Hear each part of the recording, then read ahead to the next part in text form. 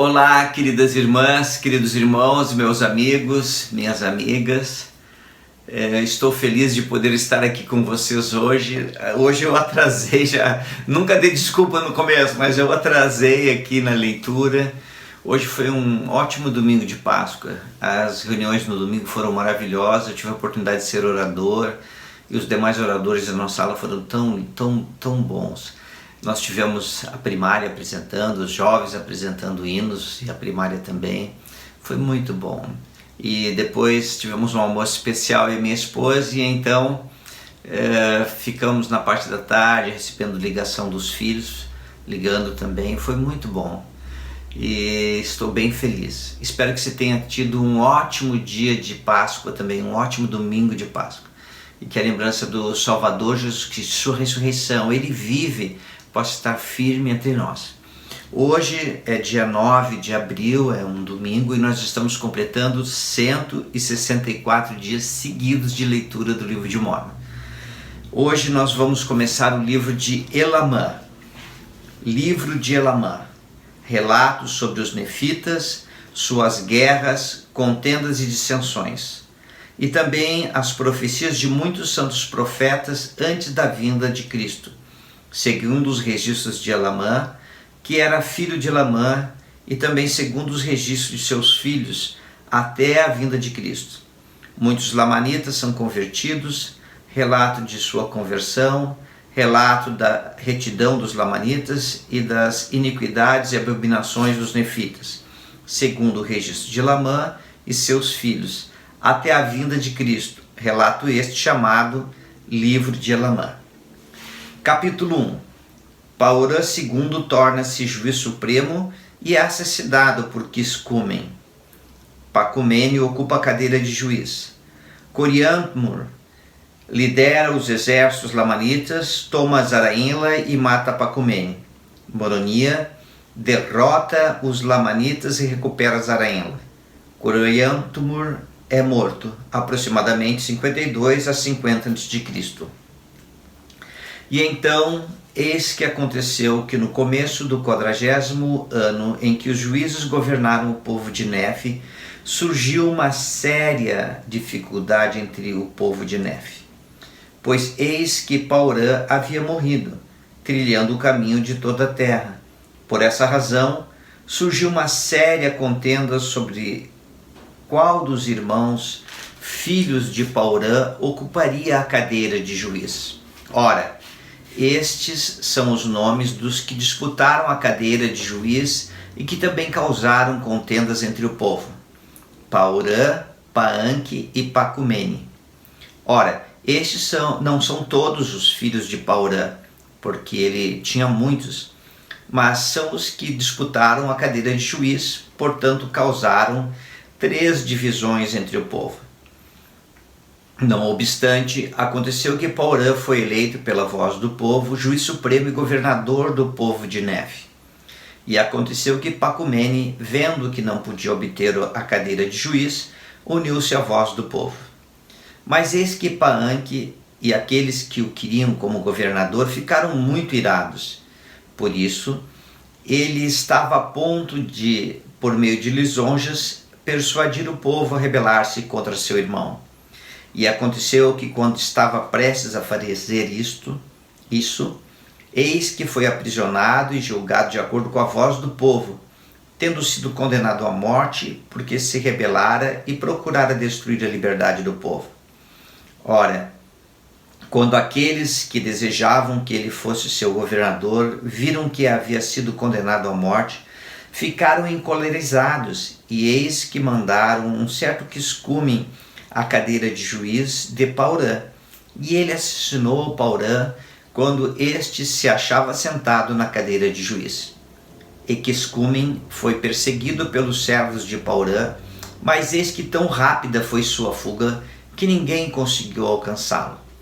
E ele reuniu-se com os que o haviam enviado, e todos eles fizeram um convênio, sim, jurando por seu eterno Criador, que a ninguém diriam que Quiscúmen assassinara Paorã. Portanto, Quiscúmen não foi reconhecido pelo povo de Nefe, porque estava disfarçado quando matou Paorã. e Quiscúmen e seu bando, que fizeram convênio com ele, misturaram-se com o povo, de maneira que não puderam encontrar todos. Porém, todos os que foram encontrados foram condenados à morte. E então, eis que Pacumene foi eleito pela voz do povo, juiz superior e governador do povo, para governar em lugar de seu irmão Paorã, e isso segundo seu direito. E tudo isto se passou no 40º ano em que do governo dos juízes, e assim terminou. E aconteceu que no 41º ano do governo dos juízes, os lamanitas reuniram um inumerável exército de homens, armaram-nos com espadas e com cimitarras, e com arcos e com flechas, e com capacetes e com couraças, e com todo tipo de escudos de toda espécie, e desceram outra vez para batalhar contra os nefitas, e eram guiados por um homem que se chamava Coriantumr, descendente de Zaraenla e dissidente dos nefitas, e ele era um homem grande e forte. Assim, o rei dos lamanitas, cujo nome era Tubalote, que era filho de Amoron, supondo que Coriantumr, sendo um homem forte, poderia fazer frente aos nefitas com sua força e também com sua grande sabedoria, de maneira que, enviando-o, dominaria os nefitas. Incitou-os, portanto, a cólera, e reuniu seus exércitos e nomeou Coriantumr como líder, e fez com que eles descessem à terra de Zaraenla para combater os nefitas. E aconteceu que, por causa de tantas contendas e tantas dificuldades no governo, os nefitas não mantiveram o número suficiente de guardas na terra de Zaraenla, porque pensaram que os lamanitas não ousariam invadir o coração de suas terras para atacar a grande cidade de Zaraenla. Mas aconteceu que Coriantumr marchou à frente de seu numeroso exército e atacou os habitantes da cidade, e sua marcha foi tão rápida que os nefitas não tiveram tempo de reunir seus exércitos. Portanto, Coriantumr matou a guarda que se achava às portas da cidade e avançou com todo o seu exército para dentro da cidade, matando todos os que se lhes opuseram, de modo que tomaram toda a cidade. E aconteceu que Pacumene, que era o juiz supremo, fugiu de Coriantumr até as muralhas da cidade. E aconteceu que Coriantumr o golpeou contra a muralha, de modo que ele morreu, e assim terminaram os dias de Pacumene. Ora, quando Coriantumr viu que se havia apoderado da cidade de Zaraenla, e viu que os nefitas haviam fugido deles, e haviam sido mortos e postos em cativeiro e aprisionados, e que havia tomado a praça mais forte de toda a terra, seu coração encheu-se de coragem, de modo que estava pronto para atacar toda a terra. E então ele não se deteve na terra de Zaraenla, mas marchou com um grande exército em direção à cidade de Abundância, porque estava determinado a avançar e abrir caminho à espada, a fim de conquistar a parte norte da terra. E supondo que as forças principais deles se achavam na parte central da terra, marchou contra eles, não lhes dando tempo de reunir-se, a não ser em pequenos grupos, e desta forma caiu sobre eles matando-os. Eis, porém, que esta marcha de Coriantumr pela parte central da terra ofereceu grande vantagem à Moronia, apesar de ser grande o número de nefitas que haviam sido mortos. Pois eis que Moronia supôs que os lamanitas não ousariam invadir a parte central da terra, mas que atacariam as cidades fronteiriças como haviam feito até então. Por essa razão, Moronia fizera com que seus exércitos defendessem aquelas partes próximas às fronteiras.